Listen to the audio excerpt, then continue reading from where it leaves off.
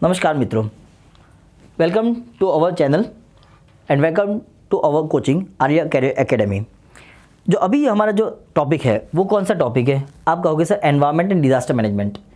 अब एनवायरनमेंट और disaster management को साथ में लेने का कारण क्या है? पहले हम लोग आते हैं सिलेबस पे। देखिए पहले सिलेबस पे मोस्ट इम्पॉर्टेंटली, तो जब भी आप सिलेबस को देखोगे तो कुछ चीज़ आपको देखने को मिलेगी कि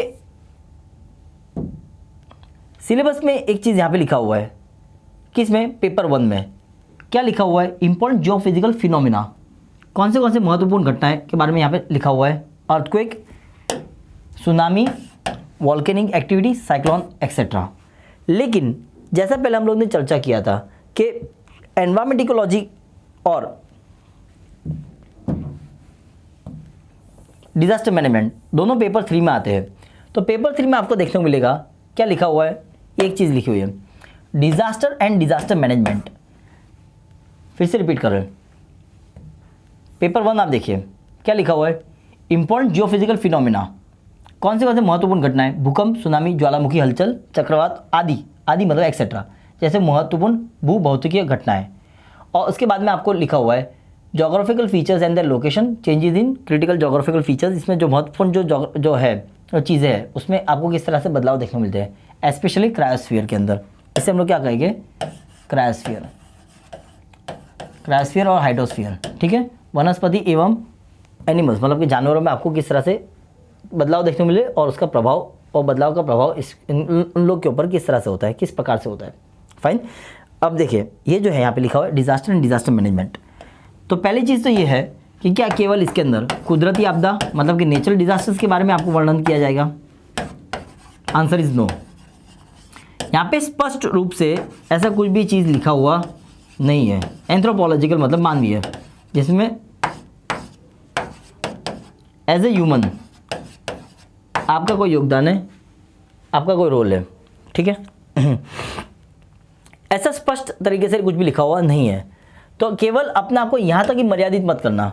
don't limit your self only till natural disasters. ठीक है, यहाँ पे आप यूपीएससी अगर आपको चाहे तो एंथ्रोपोलॉजिकल डिजास्टर्स के बारे में भी आपको पूछ सकता है। फॉर एग्जांपल एनवायरमेंट इकोलॉजी के संदर्भ में अगर हम लोग बात करें पर्यावरण में, तो कितनी स्पीशीज़ ऐसी होती है जो आक्रामक होती है, जिसे हम लोग कहते हैं इन्वेजिव स्पीशीज़। उदाहरण के तौर पे इस तरह की एक इन्वेजिव स्पीशीज़ है वो तबाही फैला रही है, जैसे कि प्रोसोपाइस जूलीफोरा। बहुत वर्षों पहले यूपीएससी ने एक प्रश्न पूछा हुआ था, Prosopis juliflora was in news, what is it related to.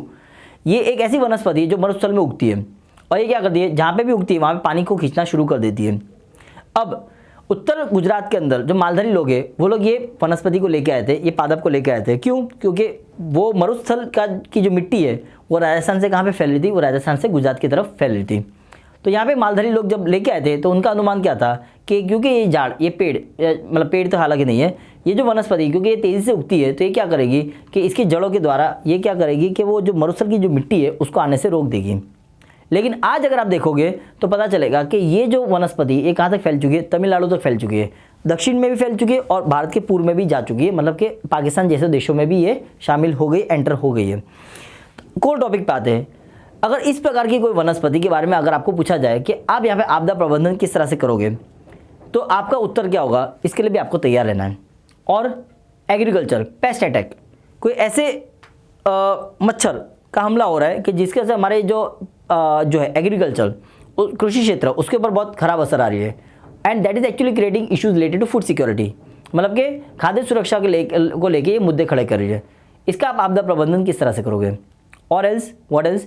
Gas leak, कि लेट से भोपाल के अंदर जो गैस लीक हुआ था, राजीव गांधी के समय की बात कर रहा हूँ, उस तरह का गैस का लीकेज दोबारा होता है। आपको याद होगा कि कुछ वर्षों पहले तमिलनाडु में भी एक इस प्रकार की घटना बनी थी। ठीक है, वो इंडस्ट्री का नाम मुझे याद नहीं आ रहा है, माफ़ी चाहता हूँ उसके लिए। लेकिन ऐसा कोई घटना बनती है कि जिसके अंदर या तो कोई ऑयल की रिफाइनरी में से ऑयल लीक होता है, या तो कोई गैस के या तो कहीं जगह से कोई गैस का मतलब कि कोई जहरीली गैस लीक होती है। तो यहाँ पे आप आपदा प्रबंधन किस तरह से करोगे? क्वेश्चंस आ सकते हैं, हाँ बिल्कुल क्वेश्चंस आ सकते हैं। भले ये बात और है कि कुदरती आपदाओं पे ये लोग प्रश्न आपको ज़्यादा पूछते हैं, लेकिन इसका मतलब ये नहीं कि ये लोग पूरी तरह से मानवीय आपदाओं के ऊपर से आपको प्रश्न पूछ ही नहीं सकते। चाहे तो 1 या 2 प्रश्न आपके सामने अगर प्रस्तुत भी कर दे तो you should be completely ready with that kind of situation. Is it clear? ये मैं क्यों आपको खास बता रहा हूँ, क्योंकि अधिकतर जो भी बुक्स किताबें जो आप पढ़ते हो रेफरेंस के तौर पे मेंस में, डिजास्टर के संदर्भ में, आपदा प्रबंधन के संदर्भ में, उन सबकी तो बुक्स में एक चीज़ के ऊपर ज़्यादा इन लोग ने ध्यान दिया हुआ है। वो कौन से ध्यान है? कुदरती आपदाओं के ऊपर ध्यान ज़्यादा केंद्रित किया हुआ है। लेकिन मानवीय आपदाओं के ऊपर इन लोग ने कुछ भी चर्चा की नहीं है, या तो जो चर्चा जो उसको न्याय मिलना चाहिए उस तरह से उसको न्याय नहीं मिल पा रहा है, या तो देखने को नहीं मिलता है। तो यहाँ पे आपको खुद से नोट्स बनानी होगी और उन चीज़ों को आपको ज़्यादा ध्यान में रखना होगा जो करंट अफेयर्स में अभी वर्तमान में चल रही है, और वहाँ पे आपको लिखना होगा कि उसका आपदा प्रबंधन हम लोग किस तरह से करेंगे, किस प्रकार से करेंगे। Is that clear? येस और नो? तो ज्योग्राफी में आपका आंसर कुछ और होगा और डिजास्टर मैनेजमेंट में आपका आंसर कुछ और होगा। वही अर्बन फ्लड्स, शहरों में जो बाढ़ आती है, वो अगर ज्योग्राफी में आपको पूछते हैं तो आपका आंसर कुछ और होगा। आप कहोगे सर यहाँ पे हीट आइलैंड बनता है, हीट आइलैंड क्या करता है कि बरसात को ज़्यादा खींचता है, पानी को ज़्यादा खींचता है, आप वो संदर्भ में लिखोगे। लेकिन अगर वही प्रश्न कि भाई शहरों में जब बाढ़ आती है तो उसका आप आपदा प्रबंधन किस तरह से करोगे, तो वहाँ पर आपको आंसर जो वो गवर्नेंस के मुताबिक लिखना होगा कि यहाँ पे अगर आप डीएम हो तो आप कौन से ऐसे कदम उठाओगे जिसकी वजह से आप इसका असर कम से कम कर सको। ठीक है, लोगों के ऊपर इसका जो प्रभाव है, लोगों के ऊपर जो इसका नकारात्मक असर है, उसको आप किस तरह से कम कर सकते हो, उसके बारे में आपको इसके ऊपर उत्तर लिखना होगा, जवाब लिखना होगा। Is that clear? I hope majority लोग को क्लियर हो रहा है। फाइन। तो ये जो मैंने सिलेबस आपके सामने प्रस्तुत किया हुआ है, यहाँ पे आप देखोगे कि एनवायरमेंट इकोलॉजी का सिलेबस जो बहुत ही इन लोग ने वेग तरीके से दिया हुआ है। वो क्या है? Conservation, first of all environmental protection and degradation, environmental impact assessment. ठीक है, अब ये कंजर्वेशन मतलब क्या होगा? फिजिकल, ठीक है, या तो आपने कोई लीगल कोई कानून बनाया है, इसके लिए क्या क्या प्रावधान आपने खड़े किए हुए, सरकार की कौन सी योजना है, सरकार की कौन सी पॉलिसीज है, नीति है। ठीक है, यहाँ पे ऐसा कोई वर्णन किया हुआ नहीं है, लेकिन एक शब्द आपके सामने रख दिया है, वो क्या है? कंजर्वेशन। मतलब क्या, इसका संरक्षण किस तरह से करोगे। एनवायरमेंटल पोल्यूशन मतलब कि प्रदूषण, कि अगर पर्यावरण में प्रदूषण होता है तो उसको आप किस तरह से उसका प्रबंधन किस तरह से करोगे, नियंत्रण किस तरह से करोगे। एंड डिग्रेडेशन, अगर पर्यावरण खराब हो रहा है तो उसके ऊपर आप नियंत्रण किस तरह से करोगे, उसे आप किस तरह से कम करोगे। Environmental impact assessment, once again one of the least explored areas. ठीक है, लेकिन इसका मतलब ये नहीं कि आप इसको पूरी तरह से दरकिनार कर सकते हो, आप इसको नजरअंदाज कर सकते हो। चाहे तो लोग प्रश्न पूछ सकते हैं, यस, आपको मुख्य परीक्षा में प्रश्न पूछ सकते हैं। फाइन। तो ये जो मैंने आपके सामने सिलेबस रखा है, ये मेंस का सिलेबस है। कुछ हद तक हम लोग प्रीलिम्स का भी देख लेते हैं। चलिए, प्रीलिम्स में क्या लिखा हुआ है देखा जाए तो कोई इतना ज़्यादा नहीं लिखा हुआ है, विशेष तौर पे नहीं लिखा है। General issues on environment ecology, biodiversity and climate change that do not require subject specialisation.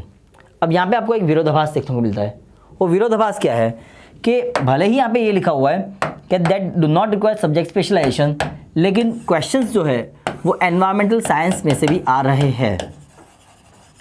Environmental science, ठीक है, एनवायरमेंटल साइंस में से जब क्वेश्चंस आ रहे हैं और यहाँ पे सिलेबस में लिखा हुआ है that do not require subject specialization, तो आप में से कुछ लोग ये आर्गुमेंट कर सकते हो कि सर ये अपने आप में कॉन्ट्राडिक्ट क्यों कर रहा है। देखिए, as simple as this, UPSC को कोई चैलेंज नहीं कर सकता है। आपको हर तरीके की परिस्थिति के लिए रेडी रहना होगा, तैयार रहना होगा। फाइन। अभी हम लोग क्या करेंगे, ये देखते हैं कि यूपीएससी ने कौन से टॉपिक को ज़्यादा महत्व दिया है, कौन से टॉपिक को कम महत्व दिया है। चलिए शुरुआत करते हैं हम लोग प्रीलिम्स से। तो प्रीलिम्स में आपको देखने को मिलेगा कि चीज़ें बहुत स्कैटर्ड है। स्कैटर्ड मतलब क्या है कि एक दो टॉपिक आपको देखने को मिल रहे हैं जहाँ से प्रश्न ज़्यादा है, लेकिन बाकी बहुत सारे टॉपिक आपको ऐसे देखने को मिल रहे हैं जहाँ से प्रश्न एक एक दो दो आए हैं, मतलब कम आए हैं। वो कौन से टॉपिक से जहाँ से प्रश्न ज़्यादा आए हैं।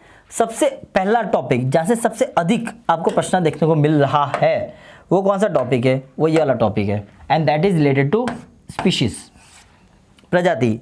प्रजातियों की लाक्षणिकता क्या है, उनमें उत्क्रांति किस प्रकार से हुई है, और वो जहाँ पे रहते, जहाँ पे देखने को मिलते हैं, वहाँ पे मौजूद रहने के लिए, जिंदा रहने के लिए उन्होंने अपने बॉडी के अंदर, अपने शरीर के अंदर किस प्रकार की विशेष लक्षण पैदा की है ताकि वो वहाँ पे जिंदा रह सके, जिसे हम लोग क्या कहते हैं, इकोलॉजिकल निश।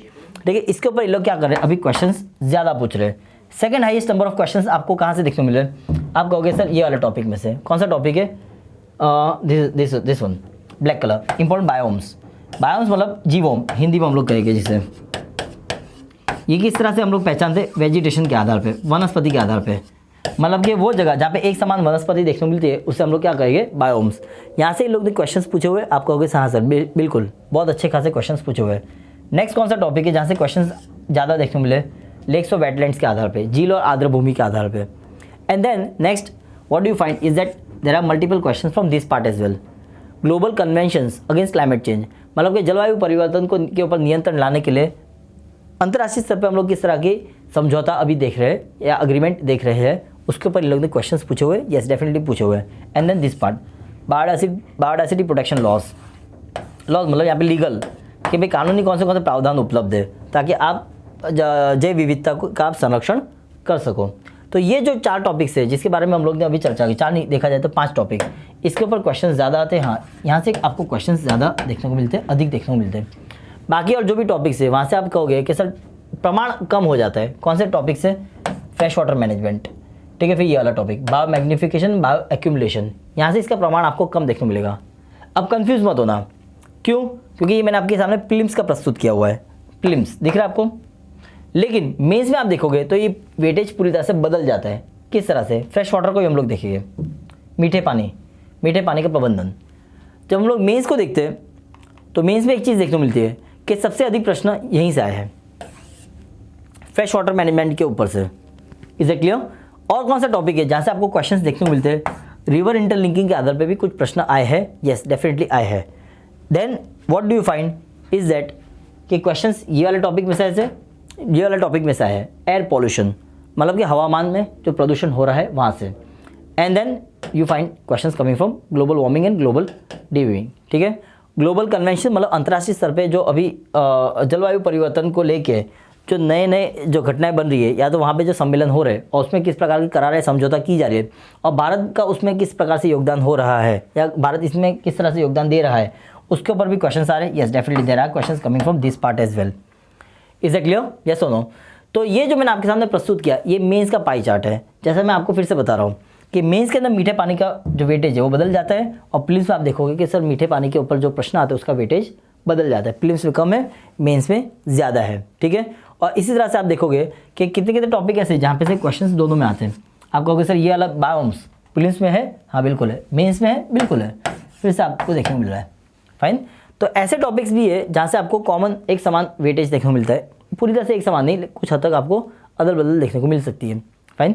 अब ये क्यों मैं आपको बता रहा हूँ, रीज़न बिंग इज कि ये वाले जो टॉपिक्स हैं, ये वाला टॉपिक ये कौन सी चीज़ को लेके आप कहोगे सर डिजास्टर मैनेजमेंट, आपदा प्रबंधन। तो अगर मैं इसे हटा देता हूँ तो इन बाकी की जो चीज़ है, ये वाली जो चीज़ है, ठीक है, इसका वेटेज आप क्या हो जाएगा, कुछ हद तक बढ़ जाएगा। अगर ये 25 कितना हो रहा है, 4 + 4 + 4 12, 12 + 8 20, अगर ये 20% को अगर हम लोग निकाल देते तो ये 20% अगर इसको हम लोग बाकी सब चीज़ों में विभाजित कर देते तो आप इसका प्रमाण क्या हो जाएगा, आप कहोगे सब बढ़ जाएगा, ठीक है। तो ये जो मैंने आपके सामने पाई चार्ट प्रस्तुत किया है, ये कौन से सब्जेक्ट को लेके है, ये एनवायरमेंट इकोलॉजी मतलब कि पर्यावरण एवं आपदा प्रबंधन को लेके है। फाइन। और कौन से टॉपिक्स है जो आपको दिख रहे हैं, impact of climate change on India, Bharat के ऊपर उसका असर किस तरह से हो सकता है, यहाँ से प्रश्न पूछे। हाँ, एनवायरमेंटल इम्पैक्ट असेसमेंट, पर्यावरण प्रभाव आकलन, ठीक है, इसके ऊपर क्वेश्चन आए हैं, बिल्कुल आए हैं। फाइन। अच्छा, एपिडेमिक, ये एपिडेमिक क्या है, आप कहो सर ये एंथ्रोपोलॉजिकल डिजास्टर है, कुदरती नहीं है, प्राकृतिक नहीं है, एंथ्रोपोलॉजिकल डिजास्टर में आएगा, मतलब कि मानव सर्जित या मानवीय आपदाओं में आएगा। तो यहाँ से क्वेश्चंस आए हैं, आप देख सकते हो कि क्वेश्चन आया है। फाइन।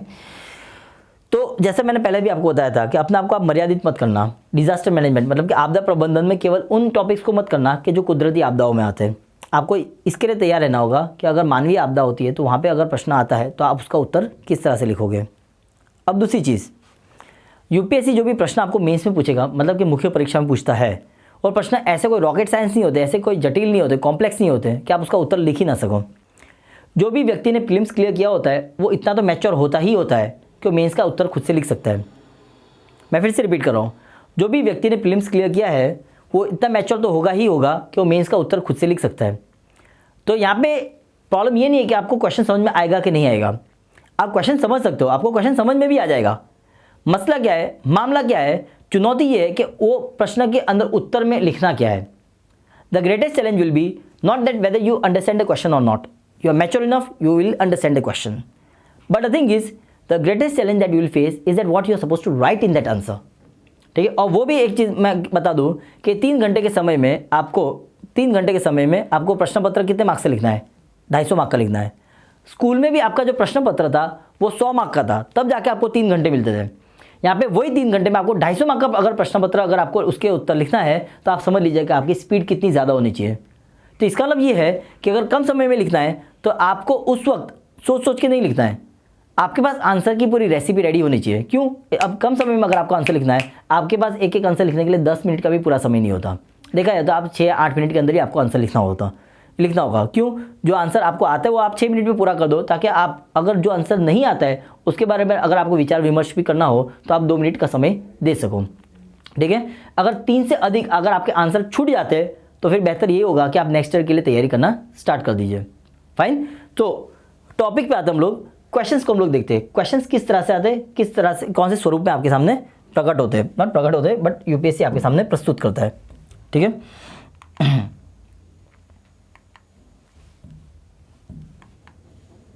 चलिए आते हम लोग यहाँ पे। तो क्वेश्चंस कौन से फॉर्म में आते हैं? When you look at the questions, the questions come from environmental science as well. आपको देखने को मिलेगा कि क्वेश्चन जो है वो एनवायरमेंटल साइंस में से भी आते हैं। पहला टॉपिक ले लेते हैं। देखिए, food chain, food web and concept of ecosystem, एक इसमें आएगा आपको। वैसे ये एनवायरमेंटल साइंस में आएगा। एनवायरमेंटल साइंस, साइंस मतलब विज्ञान, एनवायरमेंट मतलब पर्यावरण, पर्यावरण विज्ञान, वहाँ से क्वेश्चंस आते हैं। हाँ, ये आपको देखने को मिल रहा है, आपके सामने मैंने प्रस्तुत कर दिया है। ये वाले टॉपिक में से भी क्वेश्चंस आए, फूड चेन, फूड वेब में से भी क्वेश्चंस आए हैं। फाइन। और कहाँ से और कौन से टॉपिक्स में से क्वेश्चंस आए हैं जो आपको देखने को मिल रहे हैं? From where do you witness other questions as discussed earlier. और क्वेश्चंस आपको कहाँ से देखने मिले? स्पीशीज मतलब कि जातियों में से, प्रजातियों में से। यहाँ पे आप पढ़िए क्या लिखा हुआ है, important species of flora and fauna and their ecological niche और एडेप्टेशन। हिंदी में अगर मैं ऐसे कहूँ कि महत्वपूर्ण प्रजातियाँ और उनका पारिस्थितिक आला अनुकूलन, the species that are threatened, जो संकट में, कीस्टोन के जिसका महत्व इतना ज़्यादा है कि यदि वो अगर विलुप्त हो जाती है, if they go extinct the entire ecosystem will collapse. मतलब कि ये वो स्पीशीज है, ये वो प्रजाति है कि जो अगर विलुप्त हो जाती है तो पूरी तरह से आपका पारिस्थितिक तंत्र क्या हो जाएगा? अपने बल में ही गिर जाएगा, अपने वजन में गिर जाएगा। इंडिकेटर स्पीशीज जो क्या करता है, बताता है वो स्पीशीज़ के अंदर कुछ ऐसे खासियतें, खास चीज़ें हैं कि जिसके द्वारा वो क्या करता है कि वो पर्यावरण के अंदर जो भी बदलाव देखने को मिले उसका वो प्रतिबिंब बनता है। प्रतिबिंब से ज़्यादा मैं आपको प्रतिनिधि बन सकता है। इंडिकेटर मतलब प्रतिनिधि। अम्ब्रेला स्पीशीज़, अच्छा संकेत देता है।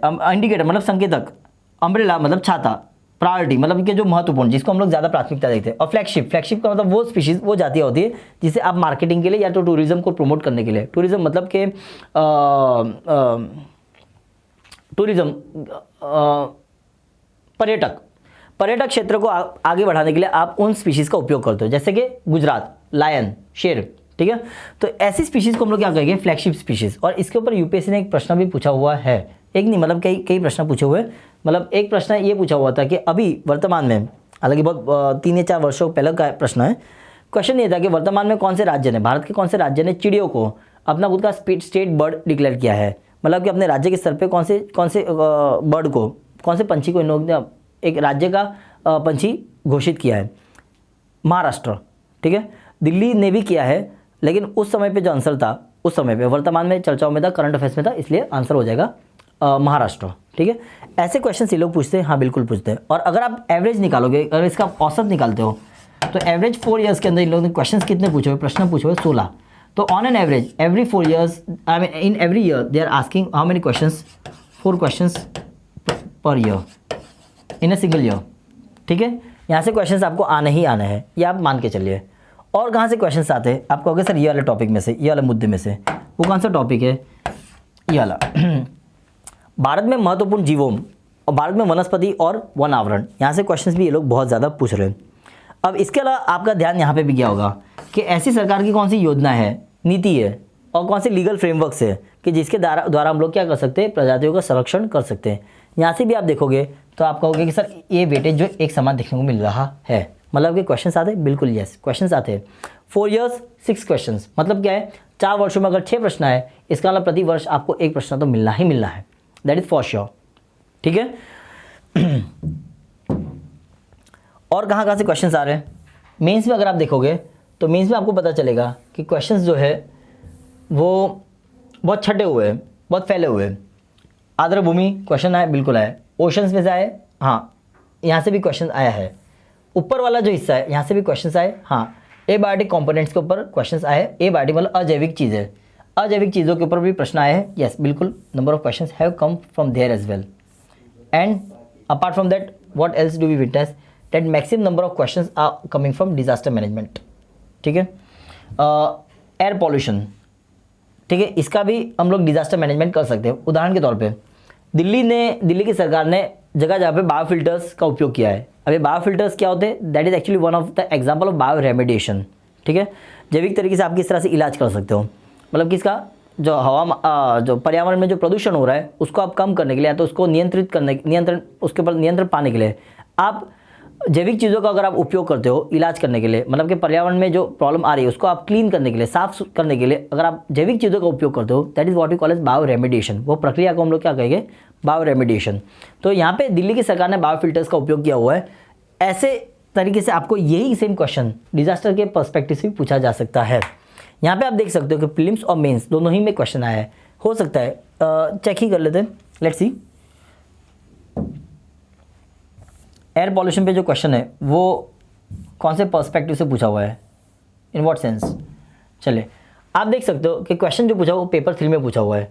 बिल्कुल, discuss in detail the photochemical smoke emphasising it's formation effects and mitigation. अब मिटिगेशन की जब बात आती है तो आप उसके ऊपर नियंत्रण किस तरह से करोगे, आप उसको किस तरह से निकाल करोगे। फाइन, यहाँ पे क्वेश्चन पूछा हुआ है। दूसरा एक जो क्वेश्चन पूछा हुआ है 2021 के अंदर, describe the key points of revise global air quality guidelines recently released by WHO World Health Organization विश्व स्वास्थ्य संगठन। How are this different from its last update in year 2005। एक इस तरह से पिछले 2005 के वर्ष में जब इसने घोषित किया था उसकी तुलना में अलग है। What changes in India's national clean air quality programme are required to achieve this revised standards, कि इन मापदंड को पाने के लिए भारत का जो कार्यक्रम है उसमें किस प्रकार से बदलाव करने की ज़रूरत है, इसके ऊपर आपको प्रश्न पूछा हुआ है। ये आप देख सकते हो वर्ष 2021 में पूछा हुआ है। और क्वेश्चन हम लोग देख लेते हैं कहाँ से पूछे हुए। आते हैं हम लोग यहाँ पे वेटलैंड्स के ऊपर। तो वेटलैंड्स के ऊपर आप देख सकते हो मेंस में प्रश्न कम आए, प्रीलिम्स में क्वेश्चन ज़्यादा है। ये वाला जो प्रश्न है जो ये वर्ष ही पूछा हुआ है वो क्या है? Which one of the following is the best example of repeated falls in sea level giving rise to present day extensive marshland. ठीक है, प्रश्न ये है कि निम्नलिखित में से कौन सा एक समुद्र स्तर में पुनरावर्ती गिरावट का सर्वोत्तम उदाहरण है जिसे वर्तमान समय के सुविस्तृत कच्छ भूमि उत्पन्न हुई है। कच्छ भूमि मतलब मैंग्रोव्स। ठीक है, मतलब एक्चुअल में रन ऑफ कच्छ को रन ऑफ कच्छ ही क्यों बोलते हैं? कच्छ का मतलब भी क्या होता है? मैंग्रोव्स, कच्छ वनस्पति। कच्छ वनस्पति मीन्स मैंग्रोव्स वेजिटेशन। फाइन, एक क्वेश्चन डायरेक्टली पूछा हुआ है और अगले वर्ष में अगर आप देखोगे तो आप कहोगे सर ये पैर बना के पूछा हुआ है। मतलब कि वही क्वेश्चन डायरेक्ट तरीके से भी पूछा जा सकता है और वही क्वेश्चन को ये लोग पैर बना के भी आपके सामने प्रस्तुत कर सकते हैं। फाइन, अगर आप देखना चाहो तो हम लोग डिजास्टर मैनेजमेंट के एक दो प्रश्न देख लेते हैं ताकि आपको क्लैरिटी आ जाए। ये कौन से क्वेश्चन है जो इन लोग ने डिजास्टर के पर्सपेक्टिव से पूछे हुए हैं? डिजास्टर भी देख सकते हैं और ये फ्रेश वाटर मैनेजमेंट में भी देख सकते हैं। तो देखिए ये प्रश्न जो ये लोग ने 2018 में पूछा हुआ था वो क्वेश्चन क्या है? Discuss various measures taken in India for disaster risk reduction before and after signing Sendai framework for disaster risk reduction. ठीक है, और मुझे जहाँ तक याद है किरेन रिजिजू जो minister of state for home affairs थे, उन्होंने बाकायदा योजना में एक आर्टिकल लिखा था जिसमें उन्होंने विस्तार में लिखा था कि हम लोग ने किस तरह से कदम उठाए। अब ये मिनिस्टर ऑफ होम अफेयर्स का मैंने आपको एग्जाम्पल क्यों दिया, गृह मंत्रालय का आपको उदाहरण क्यों दिया, उसका रीज़न है क्योंकि disaster management actually comes under home ministry, गृह मंत्रालय में आता है। इसके लिए मैंने आपको किरेन रिजिजू का एग्जाम्पल दिया। अभी देखा जाए तो उसके मंत्री कौन है? अमित शाह, उनके हाथ में अभी गृह मंत्रालय आता है। फाइन, तो यहाँ पे जो क्वेश्चन पूछा हुआ है वो ये है कि भारत ने कौन से प्रकार के कदम उठाए। अब उसके बाद जो एक क्वेश्चन पूछा हुआ है वो क्या है कि इसके लिए गवर्नेंस का स्ट्रक्चर क्या है, इंस्टीट्यूशनल स्ट्रक्चर क्या है। इसके ऊपर जो प्रश्न है वर्ष 2016 में हम लोग को देखने को मिलता है। फाइन, और एक क्वेश्चन जो अभी हम लोग ने चर्चा किया था इसके ऊपर भी चेक कर लेते हैं। वो क्वेश्चन क्या है? वो क्वेश्चन कुछ इस प्रकार से रिवर इंटरलिंकिंग के ऊपर कि discuss in enumerate the national water policy of India taking river Ganges as an example discuss the strategies which may be adopted for river water pollution control and management. What are the legal provisions. अब legal provisions जो है, ठीक है, यहाँ पे एक question पूछा हुआ है, what are the legal provisions for management and handling of hazardous waste in India.